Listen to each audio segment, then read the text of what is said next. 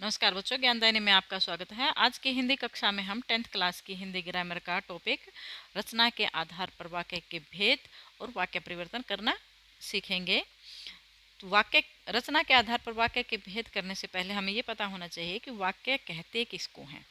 तो वाक्य आप अभी तक वैसे पढ़ते भी आ रहे होंगे, फिर भी एक बार इसको दोबारा से पढ़ लेते हैं। किसी भाव या विचार का पूरा पूरा अर्थ प्रकट करने वाले शब्दों के व्यवस्थित और सार्थक समूह को वाक्य कहते हैं। यानी शब्दों के व्यवस्थित और सार्थक समूह को ही वाक्य कहा जाता है। ये नहीं है कि वाक्य कोई भी शब्दों के समूह को हम वाक्य कहेंगे, ऐसा नहीं है। वो जो शब्दों का जो भी समूह हो वो व्यवस्थित हो और सार्थक हो, यानी उनका क्रम सही हो, उनके अंदर जो भी हमारा भाव है या विचार है उसको वो अच्छी प्रकार से वो प्रकट करने वाला हो और शब्दों का एक सार्थक समूह हो, अर्थ से एक अर्थ देता हो। जैसे मनीष फुटबॉल खेल रहा है, सीता पुस्तक लिखती है, तो ये शब्दों का एक व्यवस्थित और सार्थक समूह है, तो इसको हम वाक्य कह सकते हैं। उसके बाद हमें वाक्य के अंग देखने हैं। वाक्य के दो अंग होते हैं, उद्देश्य और विधेय। उद्देश्य क्या होता है? वाक्य में जिसके बारे में कुछ कहा जाए उसे उद्देश्य कहते हैं, यानी सब्जेक्ट। जैसे सीता पुस्तक लिखती है, इसमें किसके विषय में कहा गया है? सीता। सीता क्या है? उद्देश्य है। उद्देश्य यानी सब्जेक्ट है। इसके विषय में क्या कहा गया है? कि वह पुस्तक लिखती है। तो इस वाक्य में सीता उद्देश्य है। विधेय क्या होता है? उद्देश्य के बारे में जो कुछ कहा जाए उसे विधेय कहते हैं। जैसे विद्यार्थी फुटबॉल खेल रहे हैं, इस वाक्य में विद्यार्थी उद्देश्य है और फुटबॉल खेल रहे हैं विधेय है।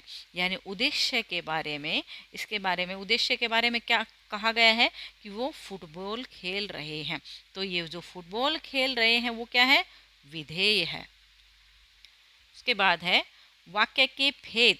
वाक्य के भेद दो आधारों पर किए जाते हैं, अर्थ के आधार पर, रचना के आधार पर। अर्थ के आधार पर हम 9th क्लास में कर चुके हैं और अब हम 10th क्लास के लिए रचना के आधार पर वाक्य के भेद करेंगे। अर्थ के आधार पर वाक्य के 8 भेद होते हैं: विधानवाचक, निषेधवाचक, प्रश्नवाचक, आज्ञावाचक, इच्छावाचक, विस्मयवाचक, संदेहवाचक और संकेतवाचक। ये हम 9th क्लास में कर चुके हैं। अब हम रचना के आधार पर वाक्यों का वर्गीकरण करते हैं। रचना के आधार पर वाक्य 3 प्रकार के होते हैं: सरल वाक्य, संयुक्त वाक्य और मिश्र वाक्य। तो सबसे पहले सरल वाक्य, जिन वाक्यों में एक ही उद्देश्य तथा एक ही विधेय हो उन्हें सरल वाक्य कहते हैं, जिसमें एक ही मुख्य क्रिया होती है। सरल वाक्य में एक ही उद्देश्य होता है और एक ही विधेय होता है और एक ही मुख्य क्रिया होती है, उसे सरल वाक्य कहते हैं। जिन वाक्यों में एक ही उद्देश्य तथा एक ही विधेय हो उन्हें सरल वाक्य कहते हैं, या जिसमें एक ही मुख्य क्रिया होती है। क्रिया तो उसमें एक या अनेक भी हो सकती हैं, लेकिन मुख्य क्रिया एक ही होती है। जैसे सैनिक देश की रक्षा करते हैं, तो मुख्य क्रिया क्या है? देश की रक्षा करते हैं। मोहन और सोहन खेल रहे हैं, बच्चे मैदान में खेल रहे हैं, तो इनमें मुख्य क्रिया क्या है? एक ही है। इसमें कर्ता जैसे एक है, सैनिक देश की रक्षा करते हैं, इसमें मोहन और सोहन खेल रहे हैं, लेकिन इन दोनों की क्रिया एक ही है। बच्चे मैदान में खेल रहे हैं, इनकी भी मुख्य क्रिया एक ही है कि खेल रहे हैं। संयुक्त वाक्य क्या होता है? जिन वाक्यों में 2 या 2 से अधिक उपवाक्य समुच्चय बोधक या योजक अवयवों से जुड़े हों वे संयुक्त वाक्य कहलाते हैं। यानी 2 सरल वाक्यों को एक समुच्चय बोधक अवयव से जोड़ा जाता है, वे संयुक्त वाक्य कहलाते हैं। जैसे राधा नाच रही है और सीमा गा रही है, यह दो अलग अलग सरल वाक्य है। राधा नाच रही है, अपने आप में ये एक सरल वाक्य है। सीमा गा रही है, ये भी एक सरल वाक्य है कि इसकी भी एक मुख्य क्रिया है, और इस राधा नाच रही, इसकी भी मुख्य क्रिया है। लेकिन इनको एक समुच्चय बोधक अव्यय शब्द से जोड़ दिया गया और से, इसलिए ये संयुक्त वाक्य है कि दो सरल वाक्यों को एक समुच्चय बोधक अव्यय शब्द से जोड़ दिया जाता है, एक योजक से जोड़ दिया जाता है, तो वो संयुक्त वाक्य कहलाता है। आप ठंडा लेंगे या गरम। सोहन गरीब है परंतु ईमानदार है, तो इसको परंतु से जोड़ दिया गया है। तो सोहन गरीब है परंतु ईमानदार है, ये संयुक्त वाक्य है। इसके मामा जी आने वाले थे किंतु नहीं आए, ये भी संयुक्त वाक्य है। संयुक्त वाक्य किन किन योजक शब्दों से जुड़े हुए होते हैं? और, तथा, अथवा, किंतु, परंतु, लेकिन, क्योंकि, अतः, इसलिए आदि ये समुच्चय बोधक अव्यय शब्दों से जुड़े हुए होते हैं। अब इसमें राधा नाच रही है और सीमा गा रही है, दोनों की अलग अलग क्रिया है, इसलिए ये संयुक्त वाक्य है। यदि ऐसा होता कि राधा और सीमा गा रही हैं तो ये सरल वाक्य बन जाता, क्योंकि दोनों की मुख्य क्रिया एक थी। सरल वाक्य की पहली शर्त क्या है कि उनकी मुख्य क्रिया एक ही होती है, लेकिन इसमें दोनों की क्रिया है वो अलग अलग है, और वो एक दो अलग अलग सरल वाक्य हैं, और उनको संयुक्त, इसको समुच्चय बोधक अव्यय शब्द से जोड़ दिया गया है कि राधा नाच रही है और सीमा गा रही है, तो दोनों अलग अलग क्रिया कर रही हैं। लेकिन जब दोनों की कर्ता चाहे एक हो, दो हो, अनेक हो, कितने भी हों, जब उनकी क्रिया एक होती है तो वो सरल वाक्य कहलाते हैं। और जब क्रिया अलग अलग होती है और उनको किसी समुच्चय बोधक अव्यय शब्द से जोड़ दिया जाता है तो वो संयुक्त वाक्य कहलाता है। और इनकी पहचान होती है, या इनको इन अव्यय शब्दों से जोड़ा जाता है। और, तथा, अथवा, किंतु, परंतु, लेकिन, क्योंकि, अतः आदि समुच्चय बोधक अव्ययों से ये जुड़े हुए होते हैं। संयुक्त वाक्य के चार भेद होते हैं।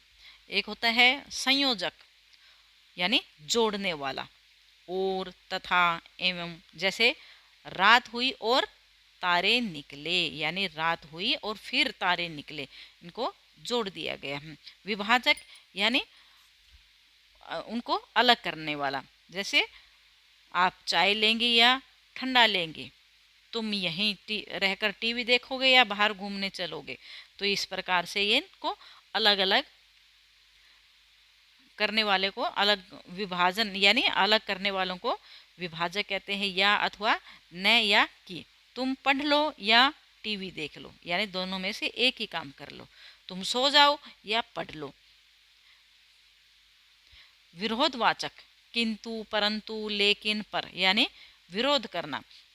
मोहन आया था किंतु बिना मिले चला गया। परिमाणवाचक इसलिए, अतः, सो।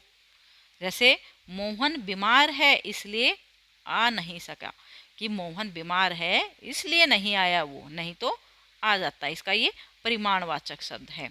मोहन बीमार है इसलिए आ नहीं सका। उसके बाद है मिश्र वाक्य। मिश्र वाक्य क्या होते हैं? जिस वाक्य में एक से अधिक सरल वाक्य आपस में इस प्रकार जुड़े हों कि उनमें कोई एक वाक्य स्वतंत्र अथवा प्रधान होता है तथा शेष वाक्य उस पर आश्रित होता है, उसे मिश्र उपवाक्य कहते हैं। जैसे मैंने एक व्यक्ति देखा जो दुबला पतला था। इसमें क्या है? जिस वाक्य में एक से अधिक सरल वाक्य आपस में इस प्रकार जुड़े होते हैं कि उनमें कोई एक तो स्वतंत्र होता है और बाकी उसके ऊपर स्वतंत्र अथवा प्रधान होता है और बाकी उसके ऊपर आश्रित होते हैं। और ये जो कि इन शब्दों से वो जुड़े होते हैं। मैंने एक व्यक्ति देखा, ये किसके ऊपर डिपेंड कर रहा है? ये मैंने एक व्यक्ति देखा जो दुबला पतला था, ये वाला जो है सेंटेंस इसके ऊपर आश्रित है। मैंने एक व्यक्ति देखा, ये प्रधान वाक्य है, और जो दुबला पतला था ये इसके ऊपर आश्रित है। तो ये मिश्र वाक्य है। जो चिट्ठी बांटता है उसे डाकिया कहते हैं। इसकी पहचान हम आगे कर देखते हैं क्या क्या होती है। प्रधान वाक्य और आश्रित उपवाक्य की पहचान क्या होती है? प्रधान उपवाक्य वह होता है जिसकी मुख्य क्रिया होती है। प्रधान उपवाक्य क्या होता है? यानी जो स्वतंत्र होता है उसकी क्रिया मुख्य होती है। और आश्रित उपवाक्यों का प्रारंभ की, जो, जिसे, यदि, क्योंकि आदि से होता है। जो आश्रित होते हैं, जैसे मैंने एक व्यक्ति देखा जो दुबला पतला था, यानी ये आश्रित उपवाक्य है। जो चिट्ठी बांटता है, जो चिट्ठी बांटता है, यानी ये सेंटेंस पूरा नहीं हुआ तो ये आश्रित है कि ये कि, जो, जिसे, यदि, ये जो इससे जो जुड़े हुए होते हैं वे आश्रित उपवाक्य होते हैं। मिश्र वाक्य का एक सरल वाक्य में रूपांतरण कीजिए, यानी मिश्र वाक्य को एक सरल वाक्य में बदलिए और जो क्रिया वाक्यांत में, यानी जो क्रिया वाक्य के अंत में बनी रहेगी वही उपवाक्य प्रधान उपवाक्य होगा। रूपांतरित होने वाली यानी जो क्रिया बदल जाती है वह उपवाक्य आश्रित उपवाक्य होगा। यानी जो क्रिया लास्ट तक बनी रहती है वो प्रधान उपवाक्य होगा और जो बदल जाती है वो उपवाक्य क्या होगा? आश्रित उपवाक्य होगा। इसके उदाहरण देखते हैं हम। मोहन परिश्रम करता तो अवश्य सफल होता। इस वाक्य का सरल वाक्य इस प्रकार बनेगा, मोहन परिश्रम करने पर अवश्य सफल होता। यहाँ परिश्रम करता क्रिया रूपांतरित हो गई, अतः यह आश्रित उपवाक्य है। और दूसरी ओर सफल होता क्रिया ज्यों की त्यों विद्यमान रही, इसलिए यह प्रधान उपवाक्य है। मोहन परिश्रम करता तो अवश्य सफल होता, ये क्या है? ये मिश्र वाक्य है। इसका हमने क्या किया? इसको सरल वाक्य में बदला कि मोहन परिश्रम करने पर अवश्य सफल होता। इसमें बदला क्या?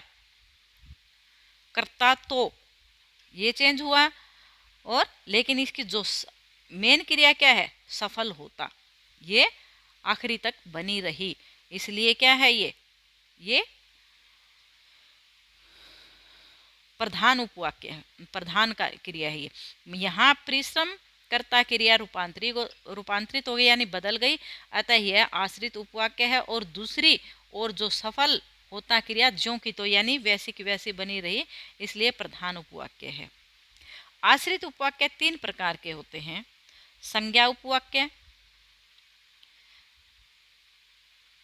संज्ञा उपवाक्य क्या होते हैं? की योजक शब्द से जुड़े हुए होते हैं। जो संज्ञा उपवाक्य होते हैं वो की योजक शब्द से जुड़ा हुआ होता है।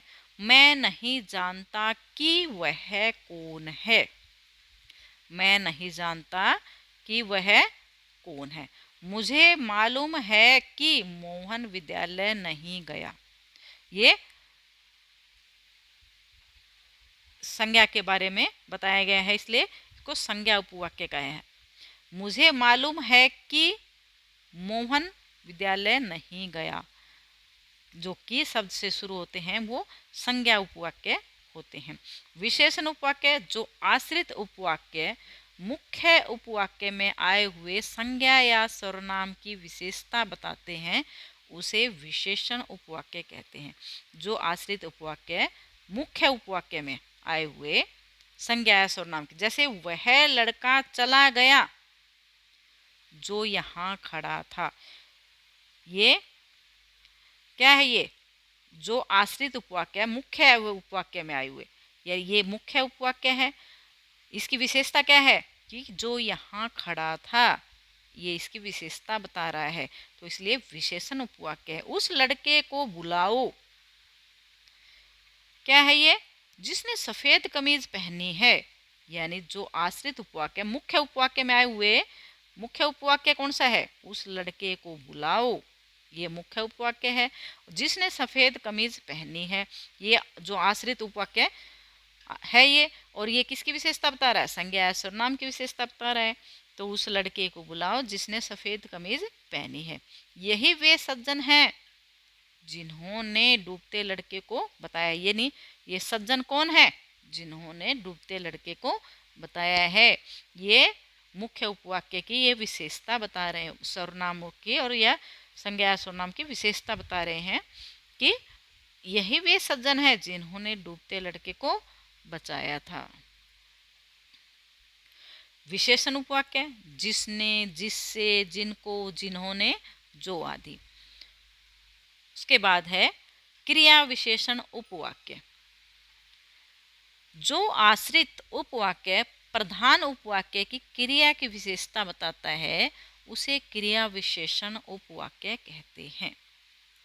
जो आश्रित उपवाक्य, जो आश्रित है उपवाक्य है प्रधान उपवाक्य की, यानी जो मेन है, उसकी क्रिया की विशेषता, यानी जो क्रिया उसने प्रधान उपवाक्य में क्रिया किस प्रकार हुई, उसे क्रिया विशेषण कहते हैं। हम क्रिया विशेषण कर चुके हैं, जैसे कालवाचक, क्रिया विशेषण, स्थानवाचक, रीतिवाचक, किस प्रकार से कोई कार्य हो रहा है, परिमाणवाचक, हेतु या कार्य कारणवाचक, ये हम क्रिया के क्रिया विशेषण में कर चुके हैं। तो क्रिया विशेषण उपवाक्य के 5 उपभेद होते हैं। क्रिया विशेषण उपवाक्य के 5 भेद है। कालवाचक आश्रित उपवाक्य, यानी जो समय को बताए, जब तब, जब से, जब कभी, जब जब, जब तक, इसके उदाहरण हम आगे करेंगे। ठीक है, जो समय को, समय का जहाँ पता चले वो कालवाचक आश्रित उपवाक्य। स्थानवाचक, जहाँ स्थान के बारे में बताया जाए, जहाँ तुम जा रहे हो, इस टाइप से, जो जहाँ वहाँ, जहाँ से, जहाँ जहाँ, वहाँ वहाँ, यानी जो जहाँ जगह के बारे में बताया जाए वो स्थानवाचक आश्रित उपवाक्य। रीति, यानी किस प्रकार से कोई भी क्रिया होती है, जैसा वैसा, ज्यों त्यों, ज्यों ही त्यों ही। और परिमाणवाचक आश्रित उपवाक्य, जितना, उतना, जैसे जैसे वै, ये सब उसमें आते हैं। हेतुवाचक या कार्य कारण, यानी किस कार्य से कोई भी कार्य हुआ, क्योंकि, इसलिए, यद्यपि, तथापि, यदि, अगर। अभी इसके हम उदाहरण देखेंगे, इसको तो अच्छी प्रकार से समझ जाएंगे। जैसे, जब मैं स्टेशन पहुंचा तब गाड़ी चल पड़ी थी। क्या है ये, कालवाचक आश्रित उपवाक्य है ये। जब मैं स्टेशन पहुंचा तब गाड़ी चल पड़ी थी, जब तब। जिधर तुम जा रहे हो उधर रास्ता बंद है, यानी जिधर और उधर, ये क्या है, स्थानवाचक आश्रित उपवाक्य है। जिधर तुम जा रहे हो उधर रास्ता बंद है। तुम जितना पढ़ोगे उतना ही लाभ होगा, ये क्या है, परिमाणवाचक है, यानी तुम जितना पढ़ोगे उतना ही लाभ होगा। बच्चे वैसे करते हैं जैसे उन्हें सिखाया जाता है, ये रीतिवाचक उपवाक्य हो गया। यदि वर्षा अच्छी होती तो उपज बढ़ जाती, यदि वर्षा अच्छी होती तो उपज बढ़ जाती। ये कौन सा है, कार्य कारणवाचक। यदि वर्षा अच्छी होती तो उपज बढ़ जाती, ये कार्य कारण वाचक व उपवाक्य है। अब इसके बाद हम वाक्य परिवर्तन किस प्रकार करते हैं ये देखते हैं हम। इसमें ध्यान देने योग्य है कि वाक्य परिवर्तन करने में लिंग, वचन और काल का परिवर्तन नहीं होना चाहिए, यानी जो लिंग है, जो वचन है और जिस काल की जो क्रिया है उसमें परिवर्तन नहीं होना चाहिए, और जो केंद्रीय भाव यानी जो उसका भाव है वो भी उसमें बना रहना चाहिए। इसको हम तीनों उसमें करना सीखेंगे। मैं घर पहुंचा, मेरा मित्र आ गया। इसको हम सबसे पहले सरल वाक्य बनाते हैं।